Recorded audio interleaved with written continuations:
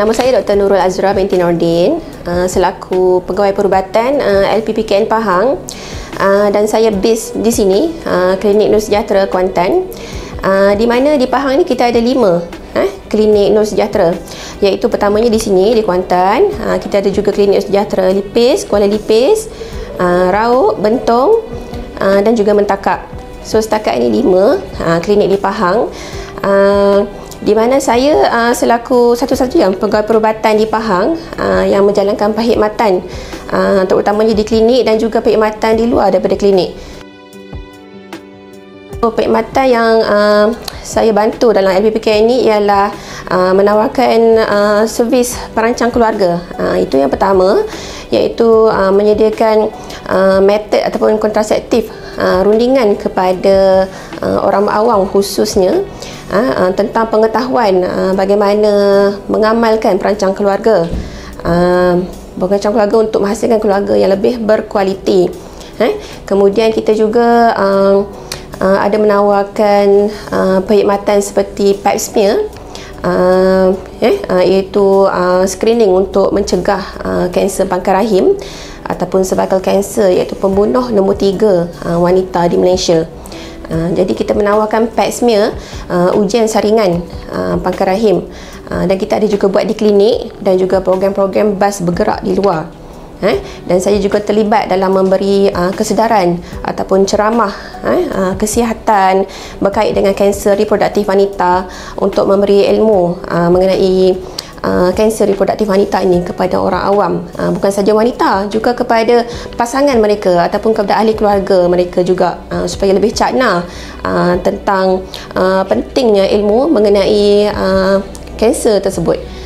Kemudian kita juga ada menawarkan juga dari segi perubatan, dari segi menyediakan perubatan, maksud saya kepada remaja, khidmat juga kepada remaja. Saya juga terlibat dalam rundingan mengenai kesihatan remaja, mengenai masalah-masalah mental remaja jugalah. Saya juga dijemput untuk memberi ceramah kepada anak-anak ini yang terlibat.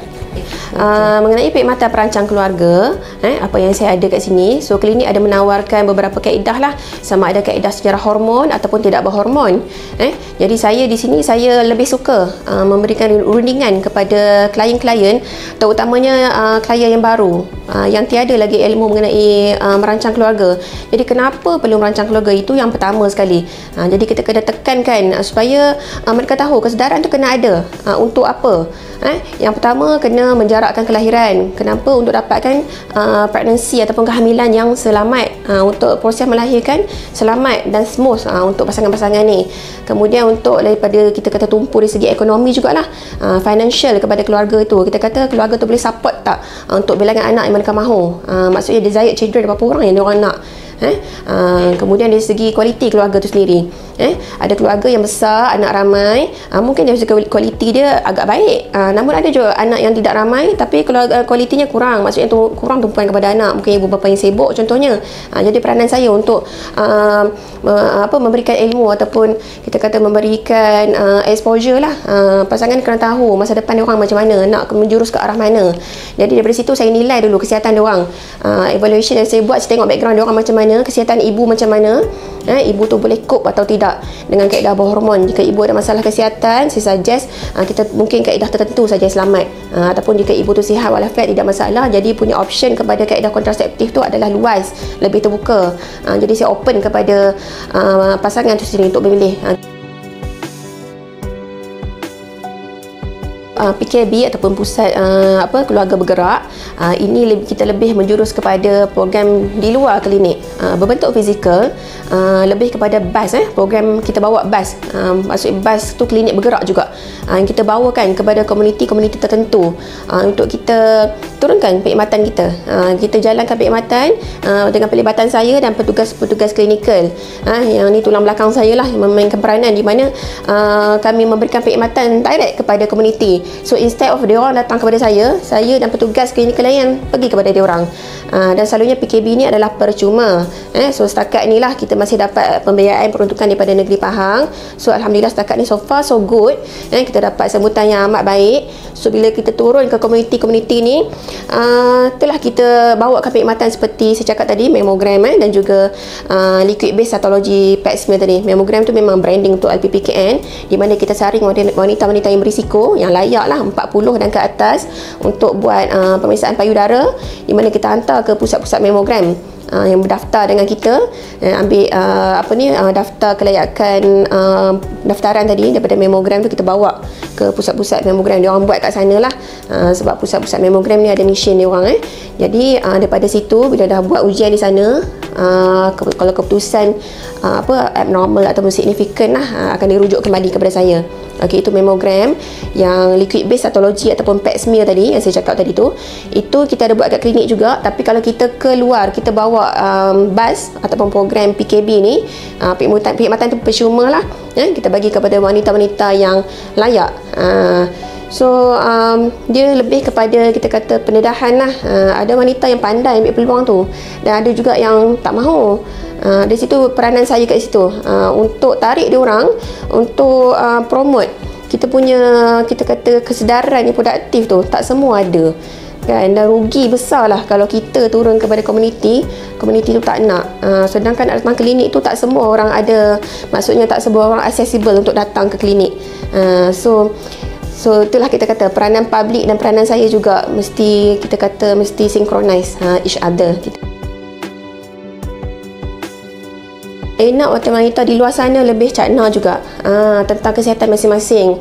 Kita tak boleh berharap kita kata bila kita sakit je kita akan ambil treatment. Itu tak betul.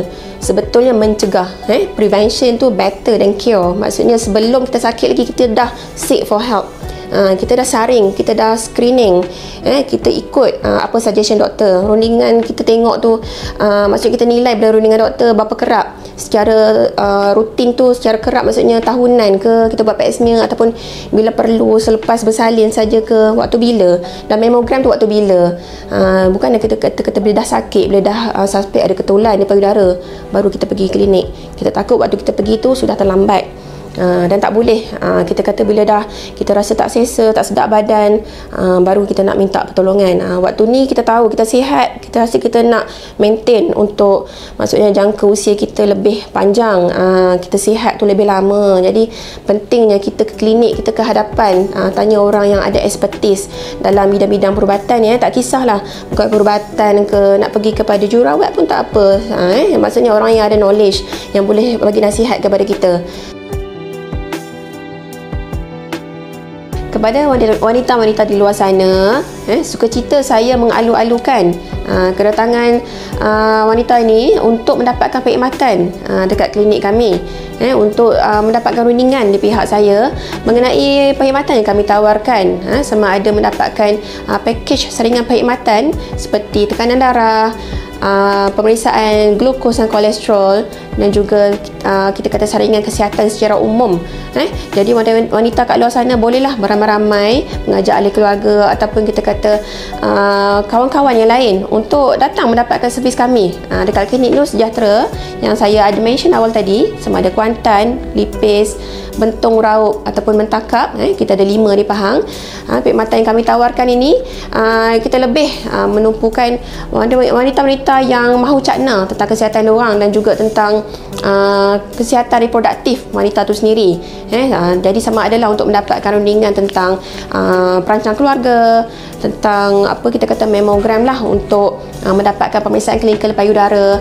Jadi jika ada sebarang kita kata masalah ataupun suspicious kita kata, saya akan buat pemeriksaan, saya akan buat rundingan dengan wanita-wanita ini, dan jika perlu untuk mendapatkan rujukan, saya akan hantar untuk mendapatkan pemeriksaan lanjut di klinik ataupun di hospital-hospital itu utamanya yang terdekat dengan klinik kami.